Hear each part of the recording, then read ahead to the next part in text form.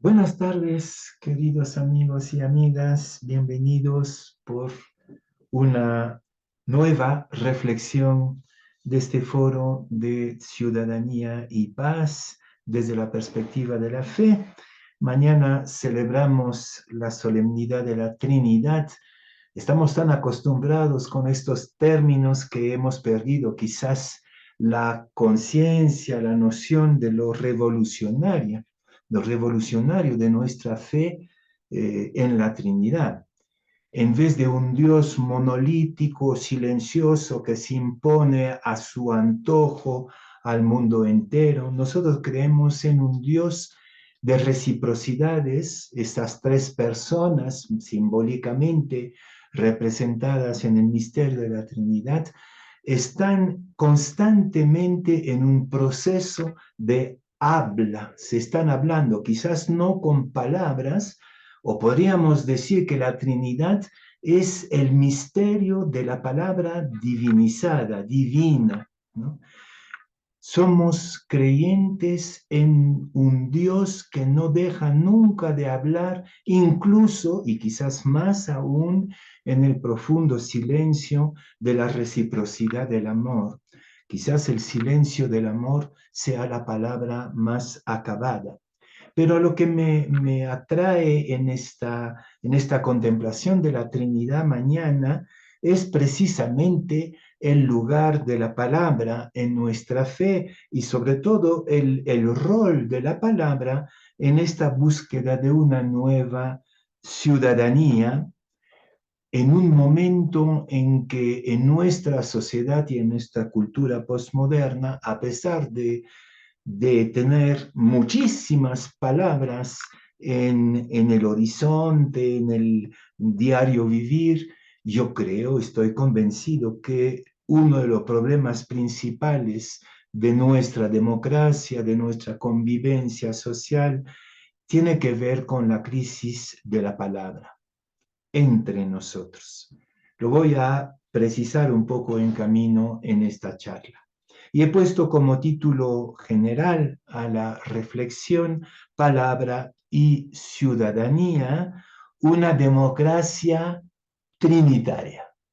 Un poco paradójico lo que propongo aquí. Voy a empezar con los dos textos fundantes a propósito de la palabra en la Biblia.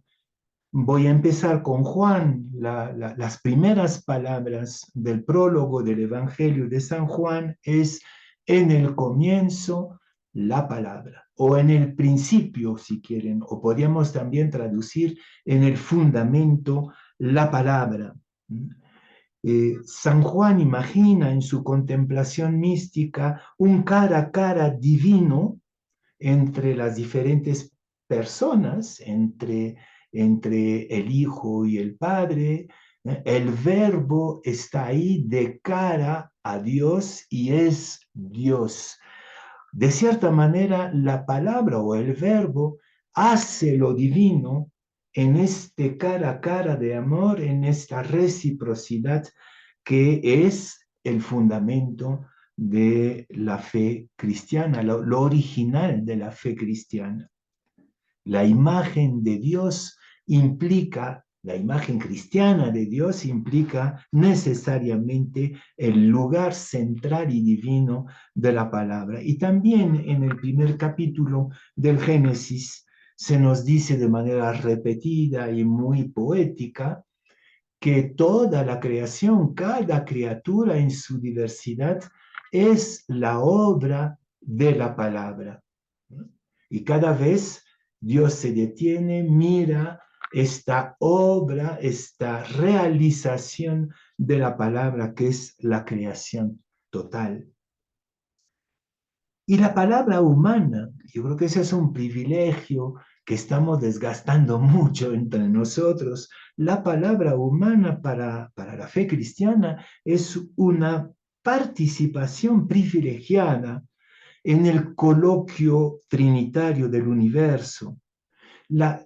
Podríamos hablar de la polifonía de nuestras diversidades, de nuestras diferencias, que son realmente el eco el eco, y quizás más que el eco, realmente el experimentar por dentro lo que es el misterio formidable de la Santísima Trinidad, de un Dios de reciprocidad en la palabra.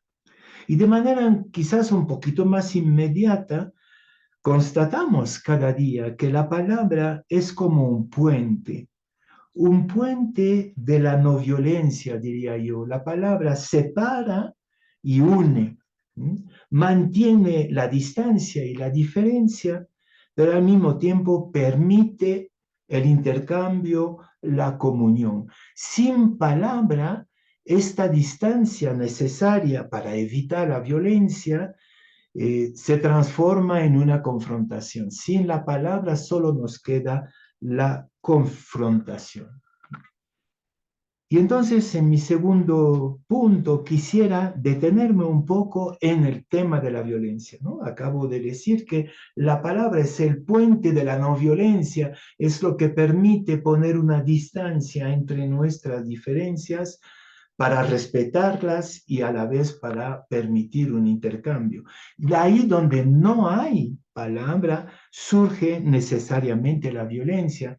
Y hay que ser sincero, la violencia es el problema fundamental de la humanidad en sus relaciones interhumanas, pero también en sus relaciones con el conjunto de la creación. Entonces me detengo en un momento en esta reflexión sobre la violencia como negación de la palabra privilegio trinitario, privilegio divino de la humanidad y la ausencia de palabra que desemboca necesariamente en la violencia. También tenemos evocaciones de esta violencia como negación de la palabra intercambiada en la Biblia, por supuesto. Comienza muy temprano con el problema entre Caín y Abel. Hay un celo por la diferencia entre los dos. El mito lo describe de manera muy sucinta, pero en el fondo el celo de Caín viene de no soportar la diferencia, el intruso. Y en este momento el Génesis nos dice que Dios toma la palabra con él y le dice, un monstruo está a tu puerta, pero tú puedes vencerlo. Es la primera palabra prácticamente humana en el capítulo 1 del Génesis, ¿no? Y a esta palabra incisiva de Dios hay un monstruo, la violencia, el celo, la envidia, en tu puerta, pero tú puedes vencerla. A esta frase de Dios, Caín responde por el silencio, no la acoge, no entra en un verdadero intercambio. Y inmediatamente después, Caín va a dirigir la palabra a su hermano, lo va a invitar a salir al campo, pero no le da al hermano Abel la posibilidad de decir su palabra. La palabra de Caín es una palabra impuesta. La negación del intercambio de palabra es el origen de la muerte, el origen de la violencia mutua. Sin palabra, entre nosotros, la diferencia es una amenaza, ¿no? Es una amenaza y es una amenaza por excluir, por borrar. Hay que borrar la diferencia por la violencia. La violencia es esta ausencia de distancia entre nosotros, eh, o bien porque la negamos, ¿no? O bien porque la transgredimos y rechazamos al otro, ¿no? La negación, la ausencia, el, el no querer asumir nuestras distancias entre nosotros desemboca en el rechazo de la comunión. Toda exclusión de palabra, racismo, sexismo, fanatismo religioso, fanatismo ideológico, lleva necesariamente, fatalmente a la violencia y a la muerte. Entonces, violencia íntimamente ligada a la negación del intercambio de la palabra. llego a mi lectura del hoy y mi preocupación por crear una nueva ciudadanía. Imposible crear una nueva ciudadanía basada en la violencia, en la exclusión mutua o en el temor del otro. Es decir, el no saber acoger el misterio de una palabra que brota de la diferencia del otro. Yo creo que vivimos, y especialmente en nuestros países latinoamericanos, unos más que otros, una gravísima crisis de la palabra. Pero me van a decir, quizás ninguna civilización y ninguna cultura habló tanto, ¿no? Estamos bombardeados de palabritas, de palabrotas, constantemente, hasta tal punto que la mayoría de nuestros conciudadanos no soportan ni 5 minutos de silencio, inmediatamente tienen que poner la radio o sus audífonos, qué sé yo. Pero ¿de qué palabra hablamos? ¿No? Yo creo que la verdadera palabra de la que estoy hablando en esta reflexión es una palabra verídica, es decir, una palabra que brota de la verdad interior de la persona o de la propia comunidad. Por ejemplo, la verdad interior del Perú es la diversidad cultural. Desde ese silencio de la diversidad puede salir una palabra verídica. Toda palabra que no tome en cuenta de dónde viene es falsa, es mentira. Y yo creo que la gran mayoría de las palabras que escuchamos, quizás todas por la lógica de la propaganda, etcétera, son mentiras, no son palabras verídicas. Y lo peor es que sabemos que no son verídicas y sin embargo nos las tragamos tranquilamente, tranquilamente tragamos mentiras, 99.9% de mentiras, sabiendo que son mentiras. ¿Por qué? Porque nos da miedo la palabra verídica, es decir, la que brota del silencio de nuestra propia realidad, de nuestro terreno terruño interno. El lenguaje da al mundo su multitud de dimensiones, ¿no? El lenguaje es como la multidimensionalidad del mundo y justamente una oportunidad de democracia. No tiene sentido la democracia, hablé de Babel hace algunas semanas, ¿no? No tiene sentido la democracia en una sociedad donde no se habla, o donde no se habla diferentes lenguajes. La democracia es el intento justamente de dar cabida, de dar espacio a la diversidad de las palabras y así mostrar la multidimensionalidad, la pluridimensionalidad del mundo y de nuestros pueblos. Y al contrario, la dictadura, diría yo, es callar esta pluralidad de visiones, es no soportar, no permitir que nuestro universo sea pluridimensional, ¿no? Y querer imponer una sola dimensión. Yo pienso en acontecimientos recientes en nuestros países, por ejemplo, la tentación que surge siempre junto con la tentación de autoritarismo, de excluirse de las imposiciones del derecho internacional, de romper con los espacios de garantía de los tratados de derechos humanos internacionales. Eso es claramente la negación, el rechazo de la diversidad de los lenguajes y por lo tanto el no poder soportar un mundo multidimensional. Otra manera de decir lo mismo, él no soporta la democracia, porque la democracia es el arte de hacer cantar en la mayor armonía posible estas diferentes dimensiones, ¿no? El querer retirarse, por ejemplo, de algunos tratados es el querer negar la diversidad de palabras. Sí, la pluralidad de opiniones, la pluralidad de expresiones, aun si son expresiones controversiales, ¿no? Es la base de la ciudadanía democrática.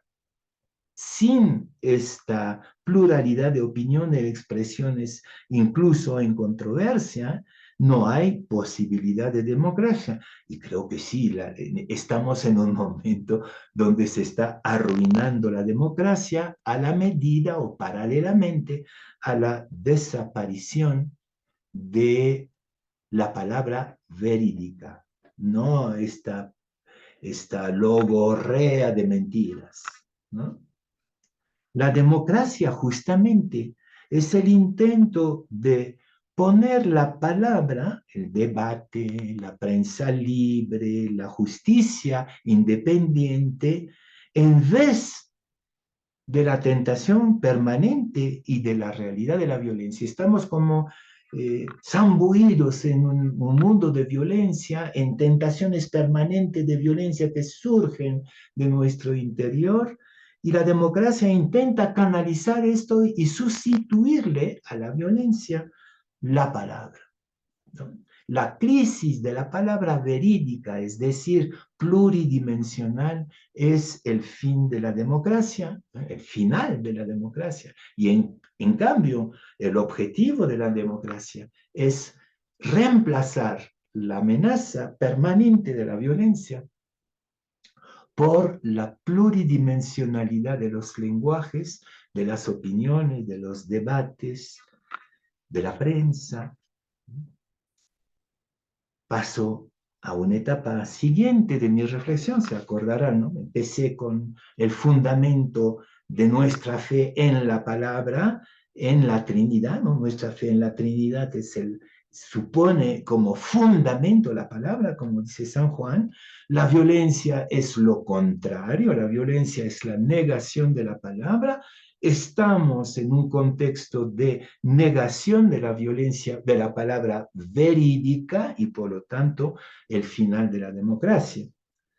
Quiero añadir un último paso que nos concierne a nosotros, los creyentes, porque creo que hay una ambigüedad muy interesante, pero muy grave también en el manejo de la religión y de la violencia. Y aquí me voy a referir a la teoría del antropólogo de la religión francés, René Girard, que ha hecho toda una reflexión muy interesante, muy interpeladora sobre la relación que existe entre religión y violencia. Y él dice que la base de la religión es el sacrificio ritual. El sacrificio ritual es casi el acto religioso más primitivo, más originario, es un intento de sacralizar y por lo tanto desviar esta fuerza incontrolable de la violencia endémica, ¿no? Se está como desviando la energía violenta que no podemos controlar, la está desviando hacia los dioses y de cierta manera el rito va reemplazando las violencias históricas concretas. Ahora podemos tener ritos que se enloquecen, como por ejemplo en la civilización azteca, ¿no? Donde se hacen ritos humanos, ¿no? Sacrificios humanos, miles de sacrificios, ¿no? Pero justamente, o sea, lo interesante es que la religión sea como el desvío de la violencia, pero cuando la religión es solamente sacrificial, ¿ya? Y que Dios no habla para reemplazar la violencia, ¿no?